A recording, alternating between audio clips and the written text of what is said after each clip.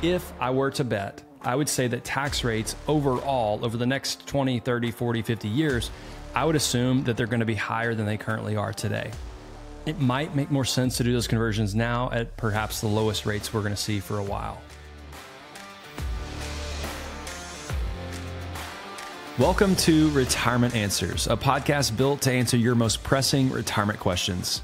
If you're someone who's either thinking about retirement or already in retirement, well, you're in the right place.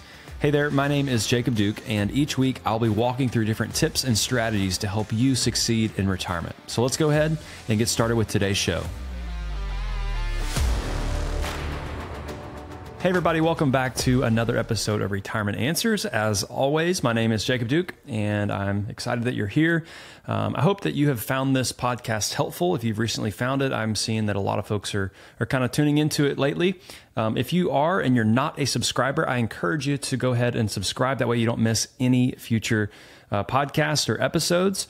And if you're also liking it, I would also encourage you and ask you to give us a rating or review on whatever platform you listen to podcasts. So if that's Apple Podcasts or Spotify, go ahead and give us a rating and also a written review if you would like to do that. So thank you so much for your help and support along the way. All right, so today I wanted to talk about Roth conversions, but I didn't necessarily want to talk about them in such a way that explains them in terms of what they are. I'll do a quick recap of that, but today I wanted to talk more about when you should maybe think about doing Roth conversions, or perhaps when the best time to do them would be. So just a quick refresher on Roth conversions. What are they? Well, essentially you are moving money from a tax-deferred account like a traditional IRA or a 401k, and you're moving that over into a Roth account like a Roth IRA. So to do that though, that word convert means to pay the tax on. So let's say you do a $50,000 conversion. You're moving $50,000 out of your IRA, and then you're going to pay the tax on that amount whenever it goes into the Roth, and you're paying the tax as normal income. It's not a capital gain. So that's what a Roth conversion is. Now, why would you do them in the first place? The primary reason to do them at all is because you have a large tax-deferred account balance. So if you've got $750,000, $1 million or more in tax-deferred account sources, such as 401ks, 403bs, TSPs, IRAs, anything that's tax deferred, you should probably evaluate and just to see if a Roth conversion would benefit you. And the reason for even doing them is you have these large tax deferred balances, and if they continue to grow and build over time, whenever you get to RMD age one day, whether that be 73 or 75, you're going to have to begin distributing money out of your accounts due to those RMDs, which if they've grown over the last 10 to 15 years when you otherwise could have had that money in Roth, you basically built up a larger tax bill for yourself. So it's really a question of, should I pay the tax now or should I pay that tax later? It's one of those two questions, and if it's beneficial to pay the tax now, that's whenever you would do that Roth conversion. Now, I wanted to encourage you, like I said, if you've not subscribed to the podcast, go ahead and do that, because next week I'm going to be talking about how to actually pay the taxes on the conversion. So a lot of us, we find ways to do the conversions and it's actually helpful for us, but whenever we get to actually executing and doing it, the logistical side of it is sometimes where questions come into play. How do I actually pay the taxes? Do I have them withheld? Where do I send my money? Do I send it to the IRS? Do I just pay it at the end of the year whenever I'm actually doing my taxes? So next week, I'm going to talk about how to pay taxes on your Roth conversion. So be sure to subscribe, that way you don't miss that one. Okay, so we know that doing Roth conversions is essentially the decision between paying tax now versus paying tax later. Now, when do we need to do the conversions? That's really the question that we want to talk through today. So if you're out there, you might either be working still or you might be retired or kind of somewhere in between.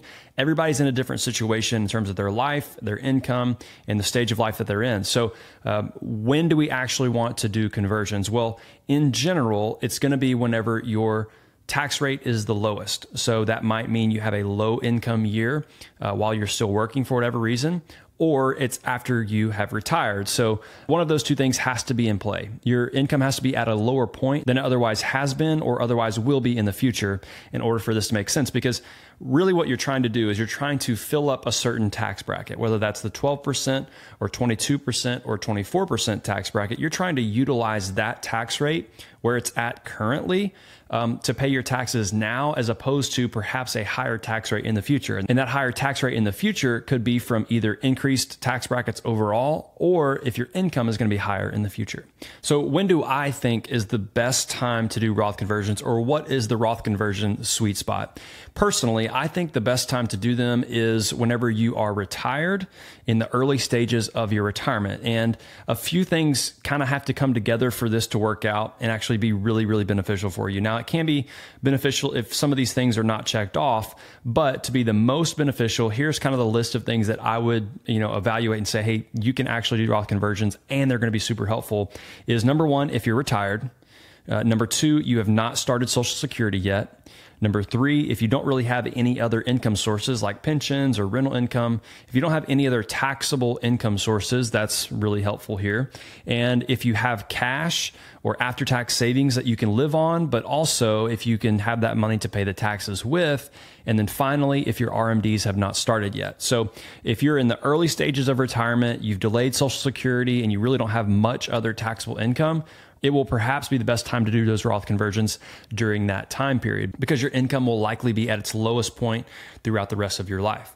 So those 5 or 6 things are primarily what I'm looking for in terms of evaluating, hey, is this period of time the best time to do a Roth conversion? So in order to kind of look at this together, I wanted to walk through a scenario of just a sample couple, but this is a lot of people that I talk to and actually meet with, because this is a very common scenario that I hear. And the questions are, can we do this? Should we do this? And what I'm going to do along the way is kind of tweak a few different levers and say, hey, here's why they either can, should, or should not. Because of these different levers being pulled. Maybe they have started Social Security. Maybe they do not have any after-tax savings like cash or brokerage account money. Maybe they don't have very large tax-deferred accounts like IRAs. So all these different things kind of change the scenario a little bit. But let's go ahead and kind of walk through this together. That way we can really get a good understanding and glimpse of what we're looking at. Okay, so Doug and Judy, we're just going to call them Doug and Judy Sample. They're both 62. They've got a combined $1.5 million in IRAs. That's tax-deferred money. They have $250,000 in cash and after-tax investments. Most of that $250,000 is actually in cash. There is some in a brokerage account. And then also they have around $50,000 of annual living expenses because they have no debt. So $50,000 a year, it's around $6,000 a month that they need to live on to meet their normal income and living expense needs. They're also currently delaying Social Security. So remember, they're 62. They could have taken Social Security at this point, but they're delaying that for now. So why would they need to do Roth conversions in the first place? Well, number one, it's because they have over $1 million in IRAs. So they got $1.5 million in IRAs. If you think about that, if they're currently 62, whenever they turn 73 or 75 in the future, they are going to have to pay taxes on an even larger amount, because that's 10, 12 years away. They're going to actually have a larger account balance. So by that point, they're going to have most likely at least $2 million in their IRAs, because even invested conservatively, that money's going to grow. And so their account balances are going to grow more and more over the next 10 plus years, and they're ultimately building up a larger tax bill for themselves. So checkbox number one, they've got large tax deferred accounts. So number two, whenever we look at their Social Security, they are 62, but they're not yet taking Social Security. They're delaying that into the future, whether that be all the way to full retirement age or just at least another year. They're currently not receiving it. Now, why is that important? Well, the first reason is Social Security is taxable, at least in part. So if their only income that they receive throughout the whole year is Social Security, they will not pay any taxes on that money. Now, I'm not going to get into Social Security taxation today. That's a different podcast for a different day. I'll do that again. I've done that in the past. So go back and listen to the episodes I have on that. But just know that whenever you receive Social Security and that is your only income, you will not pay any taxes. Now, as soon as you start adding income to that, it could become taxable because of how the calculation works. So it's kind of like a double-edged sword. As soon as you start taking money out of your IRAs, which is what a Roth conversion technically looks like on paper, whenever you start taking that money out, number one, you're going to pay income tax on the dollar amounts that you take out. But if you're also taking Social Security, you will then also cause your Social Security to become taxable, at least in part. So it's kind of like a double-edged sword. Number one, you're paying tax on the income from your IRAs, but then also now you're creating a tax for your Social Security because you've got income from your IRAs. So in general, whenever you can delay your Social Security and do Roth conversions at the same time, that's when it's most beneficial, because you're not creating an additional tax on your Social Security income, but then also you're not increasing the level of income you have because that keeps you in lower tax brackets in order for you to pay less tax on the actual conversion amount. So right now, they're delaying Social Security, which is going to be a benefit to them. Number three, they really don't have any other income at this point. Now, they can create different incomes out of their IRAs, which is taxable, right? But they don't have like a pension. They don't have different rental properties that are spitting off rental income to them each month. So at the end of the year, they're going to pay minimal taxes because they really don't have income to report. They also, number four, they've got a decent amount of cash savings on hand. So that was one of the biggest points and kind of things that I like to look at in terms of check boxes to evaluate is, do you have after-tax savings or cash to use whenever you are trying to do these conversions? Because I'll get into this next week, but whenever you're trying to pay taxes on a conversion, it is typically best to try and do that with cash rather than do it withholding from your IRAs. So in Doug and Judy's situation here, they actually have $250,000 in cash / after-tax investments. So that amount of money is going to be useful in two different ways. Number one, they can choose to use that money to pay the taxes on their conversions. But also number two, they can live off of that income. Remember, they need $50,000 a year of living expenses. So technically that's about 5 years worth of living expenses. They can use that $250,000 of cash to live off of and do so tax-free. So whenever they pull money out of their bank account, they're not paying income tax on that because it's already been taxed. So what that does is that allows them to not have to pull out of their IRAs while they're doing the conversions, which means they're not having to double dip and pay taxes on all of it, which ultimately decreases the amount they can convert at certain tax rates. So by having that cash, it gives them the flexibility to do those two things. Number one, they can live on that money as opposed to living on other taxable income sources. And they're able to, if they would like, and it's beneficial, they're able to use that money to pay taxes on their Roth conversions. So also, finally, they're 62, so their RMDs have not started yet. Those are going to be another 10 plus years away. So no worries for them there. So number one, they're able to do Roth conversions because they have this large tax-deferred account balances in their IRAs.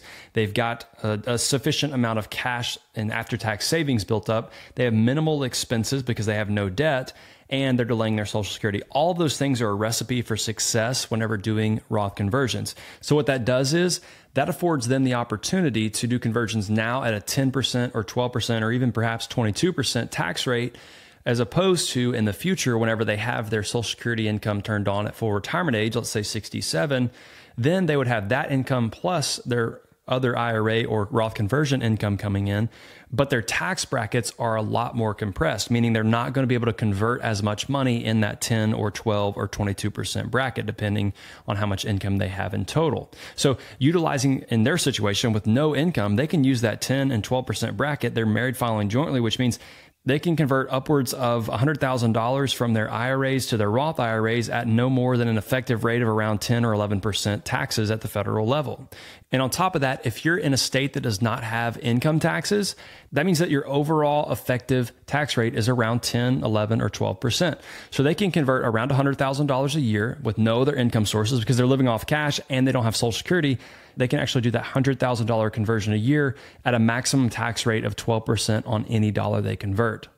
Now, it is important to remember that in 2026, federal tax rates will increase from where they are today back to what they were previously. So the 10% bracket will remain the 10% bracket, but the 12% bracket will go up by 3%. It'll go up to 15%. The 22% will go to 25%, and the 24% will go to 28%. So in 2026, which is only 3 years away, that will go all of our federal tax rates will be increasing. So if you're in a position currently to think about, hey, should I do Roth conversions? If you're on the fence and you have these larger tax-deferred account balances, just know that whenever you take money out in 2026 and beyond out of those accounts, you will be taxed at a higher rate than you otherwise would be taxed at now. So that's even your first incentive to think about doing a conversion. If you're kind of in this early retirement timeframe, you know that your tax rates will be increasing in the future. And I'm not a betting man, but if I were to bet, I would say that tax rates overall over the next 20, 30, 40, 50 years, I would assume that they're going to be higher than they currently are today. That's just with everything going on in the world around us. We know that the US government has more debt than they otherwise have had ever. And it seems like that's the trajectory we're going to be on for a while. They're going to have to make up that money somewhere. And I'm assuming that that will be on your income tax rates. It might make more sense to do those conversions now at perhaps the lowest rates we're going to see for a while. Now, let's say that Doug and Judy had already began taking Social Security and everything else is the same. They've got $1.5 million in their IRAs, $250 in cash, and they still need $50,000 to live on. Would it still be beneficial to do Roth conversions? Well, it might be, because no matter what, even if they're taking that Social Security, what happens there is, because that is likely going to meet most of their $50,000 a year of annual living expenses, that means they're not going to have to take any money out of their IRAs, and they're not going to have to take very much money out of their cash that they have built up. So what that does is it allows them to pay the taxes on their conversions with the cash they have, as opposed to having to live on all of it every single year. Now, that might mean you pay a little bit higher tax rate, because some of your Social Security will be taxable in this situation whenever you're doing a conversion and taking Social Security at the same time. But it still will likely be beneficial for them, because like I said, in 10 plus years, that $1.5 million is likely going to be at least $2 million, if not $2.5 million. So paying taxes now, getting more money into the Roth today is still probably going to be very beneficial for them, because they're going to avoid even larger RMDs at 73 and beyond. So if you have the large IRA account balances and you're still early in your retirement, so they're still 62 and you've already began taking Social Security, I would not necessarily rule out Roth conversions entirely. Just know that the benefit is going to be slightly reduced, because you're going to be paying a little bit higher tax rate, or you won't be able to convert as much in those 10 and 12% brackets. Now, let's say that they did not have any cash and they're delaying Social Security. So let's call it just $30,000 of cash in the bank. They have $1.5 million in their IRA still. They're both 62 still, and they're still not taking Social Security because they're trying to build that benefit up. They're going to plan on taking it at full retirement age, but they still need $50,000 a year of living expenses, and they don't have any debt. Well, that $50,000 a year, where is it going to come from? Well, it has to come from their IRAs, because they're going to delay their Social Security, and they don't have enough cash to even fulfill their income needs. So that means that every dollar they take out is going to have to come from IRAs, and every time they do that, they're going to pay income tax on that. So let's think about it that way. Let's say they're taking $50,000 out of their IRAs for living expenses, but they're also trying to evaluate, should I do conversions or not? Well, in this situation, they still might be able to do conversions, but just know that their conversions are going to be a lot smaller in those 10, 12, and 22% brackets, because they've already got $50,000 of income that's going to happen. So if they're wanting to do a $100,000 conversion, and now they're also having $50,000 come out of their IRAs, that's $150,000 of taxable income that they're going to pay tax on. So that means that they're paying a higher tax rate on their conversion amount than they otherwise would have to, compared to if they had the cash available. So in this situation, it's worth evaluating to say, over the next 5 to 7 years, whenever we're not taking our Social Security, how much will we be able to draw down our IRA amounts in order to ultimately lower those RMDs in the future? So if they take $50,000 out for 5 years, that's $250,000. That would leave them, based on their current balance, with $1.25 million in their IRAs, which those RMDs are still going to be perhaps more than they need or more than they would like. So it still might make sense to do some conversions, but it's worth looking at. It's worth evaluating and understanding, is it even beneficial still to do the conversions at all? And finally, maybe they're in a different situation, and their annual living expenses, because they do have debt, whether it's a mortgage or car payments or anything else, their annual living expenses are $100,000 per year, and they still have the same amounts, $1.5 million in IRAs. They're both 62, $250,000 in cash, and they're still delaying Social Security. Is it worth doing conversions at that point, whenever they have to have $100,000 a year of living expense needs? Well, at that point, you're going to have to kind of pull money from cash, and you're going to have to pull money from IRAs, which obviously means that your income tax brackets will be compressed in terms of how much you can actually convert. But it might be helpful early on in retirement to delay that Social Security, build up that benefit. Also, in the meantime, you could be drawing down and kind of decreasing the amount of money in your tax-deferred accounts by living on that money early on. Keep your cash where it's at, in terms of keep that $250 where it is, make a little bit of interest on it. And then in 5 years, you're going to have around $1 million in IRAs, which your RMDs are going to be lower and lower at that point. So there's so many different ways to kind of evaluate or look at this, and all the different levers that you can pull, whether it's do the conversions now or delay them in the future. What income am I going to live on early on in retirement? Do I delay Social Security? Do I live off the cash? Do I live off IRAs? How does all of this affect how much I can convert and at what tax rate? So these are the things that you should be thinking of as you're evaluating your Roth conversion strategy. But number one, remember this: if you are retired and you're early in your retirement, and you have delayed Social Security and you're not taking that currently, you don't really have any other income sources like a pension or rental income, and you have a decent amount of cash savings, you can probably benefit really well from doing Roth conversions because you've got all the different ingredients going for you in that situation. If you can't check the box on one of these things, you can probably still do conversions. Just know that that benefit is going to be slightly reduced. Like, for example, I mentioned earlier, if you are taking Social Security already, then you can probably still do conversions at this point, but just know that your tax brackets, in terms of how much you can convert at a certain tax rate, that's going to be lowered, and you might end up paying a little bit more tax on a portion of your conversion amount. So all these different levers, think about all these things whenever you're evaluating your conversion, but that's the Roth Conversion Sweet Spot. Remember that if you're early in retirement, no Social Security yet, you really don't have other income that's taxable, and you have a decent amount of cash savings, that's whenever you're primed to do Roth conversions and really benefit from them for the rest of your life. So I really appreciate you tuning into this week's episode of Retirement Answers. But remember, subscribe. That way you don't miss next week's episode where I talk about how to actually pay the taxes on these conversions. I appreciate you tuning in. Go ahead and give us a rating and review there on the app that you're listening through. And I look forward to talking with you again next week. Hey, it's Jacob again, and I wanted to extend a quick offer to you. If you have a question and you would like to have it answered here on the show, please email me at jacob@retirementanswers.net, and I'd love to answer that question for you right here on the show. Also, I wanted to remind you that nothing discussed in today's episode is meant to be financial, legal, or tax advice. Retirement Answers is for educational purposes only. Thanks for tuning into this week's episode. I look forward to talking with you again next week.